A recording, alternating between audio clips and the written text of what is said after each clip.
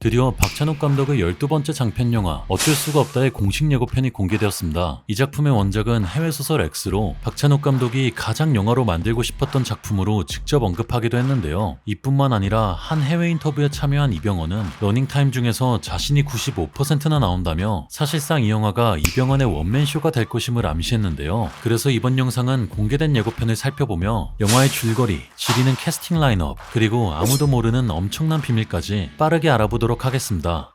미국에서는 해골을 도끼질한다고 한다면서요. 한국에서는 뭐라 그러는지 아세요? 넌 뭐가지야?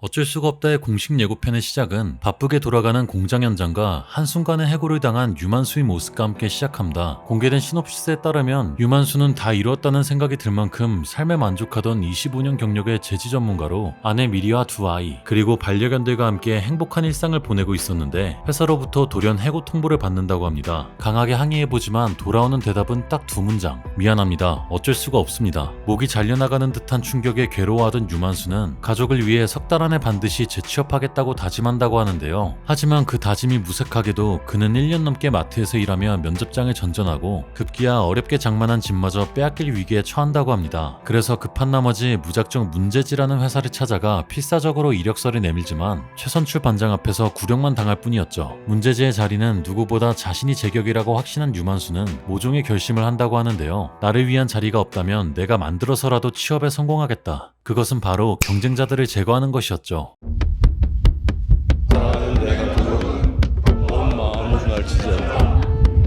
해당 장면에서는 유만수가 동종업계 사람들이 조사하기 위해 구직자 모임에 참석한 것을 볼 수 있는데요. 이처럼 그는 자신과 같은 분야에서 같은 경력을 가진 경쟁 구직자들의 명단을 만들어 이들을 하나씩 없애려는 거죠. 이를 위해 그는 치밀하게 그들의 이력과 거주지를 조사하고 그들을 사고처럼 위장하여 살해하기 위해 치밀한 계획을 세운다고 하는데요. 그가 죽이려는 첫 번째 대상은 바로 옆에 앉아있는 한 남성으로 머리 스타일로 보아 그는 바로 이성민 배우가 연기한 구본모라는 걸 알 수 있습니다. 공개된 정보에 따르면 구본모는 제지업계의 베테랑이었지만 지금은 유만수와 같은 구직자 신세인 인물이라고 하는데요. 따라서 그는 유만수가 재취업하기 위해 영순이로 죽여야 하는 인물인 거죠. 한편 다른 장면에서는 손예진이 연기한 유만수의 아내 미리의 모습이 비춰집니다. 공개된 정보에 따르면 미리는 다재다능하고 밝은 성격의 인물로 남편의 갑작스러운 실직에도 가족을 지키기 위해 앞장서는 강하고 입체적인 면모를 보여준다고 하죠. 하지만 밝은 성격이라는 설명과는 달리 막상 남편이 해고를 당하니 실망한 듯한 표정을 짓는데요. 그녀가 가지고 올 반전은 뒤에서 더 설명드리도록 하겠습니다. 이어서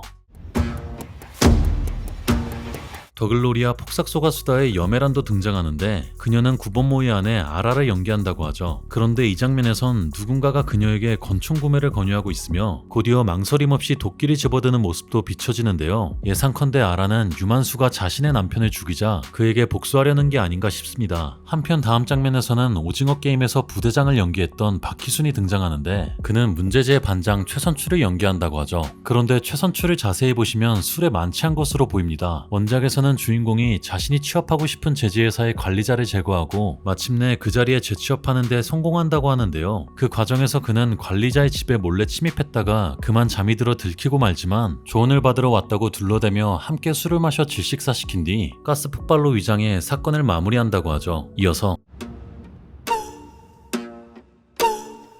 구본모의 집으로 들이닥친 유만수의 모습이 비춰지는데요. 그는 오른손에 낀 장갑을 벗기는데 장갑을 한두 개 낀 게 아니었죠. 그런데 그의 인상착의를 보니 방수작업복을 입고 있는데요. 이는 피가 튀길 걸 대비한 것이며 장갑 안에는 권총이 들어있다는 걸 알 수 있습니다. 그런데 이 장면 어딘가 낯이 익은데요. 사실 이병헌은 다른 영화에서 이미 이성민에게 총을 쏜 적이 있습니다. 바로 남산의 부장들이죠. 내가 너를 왜 그 자리에 앉힌 줄 알아? 지 친구도 죽인 놈이 어디서 고고한 척을 하고 있어. 제발 각하 정신 좀 차려주시오. 미쳤네. 넌 너무 건방져 이 새끼야. 얼지자. 너도 죽어봐. 사실상 이 영화는 이 한순간을 위해 만들어진 영화라고 해도 과언이 아닌데요. 총을 쏘기 전 두 사람이 나누는 대화는 보는 이들의 심장을 쫄깃하게 만들었죠. 이 둘의 긴장감 넘치는 연기를 다시 한번 볼 수 있다고 생각하니 벌써부터 가슴이 웅장해집니다. 이어서